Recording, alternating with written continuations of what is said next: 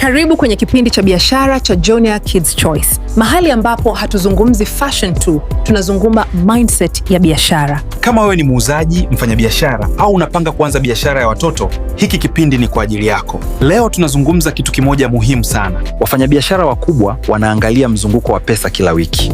Wholesale haishindi kwa margin kubwa, inashinda kwa mzunguko mkubwa. Biashara ya jumla haifi kwa bidhaa mbaya, hufa kwa mawazo madogo. Bidhaa nzuri hujengwa dukani, lakini biashara kubwa hujengwa kwanza kichwani.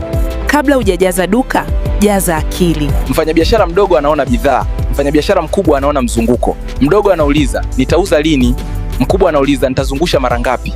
Wauzaji wengi wanapenda kumiliki bidhaa. Wafanyabiashara wakubwa wanapenda kuachia bidhaa. Kumbuka, biashara haikui kwa kuongeza bidhaa, inakuwa kwa kuongeza Faida mauzo. kubwa leo. Wafanyabiashara wakubwa wanaangalia mzunguko wa pesa kila wiki. Kwa sababu akili ya biashara hujengwa kwa kurudia mafunzo. Usipite kimya. Save video hii, like, comment na follow. Tufuatilie kwenye mitandao ya kijamii, Instagram, Facebook na WhatsApp kwa bidhaa mpya kila wiki. Jonior Kids Choice, sisi na watoto damdam.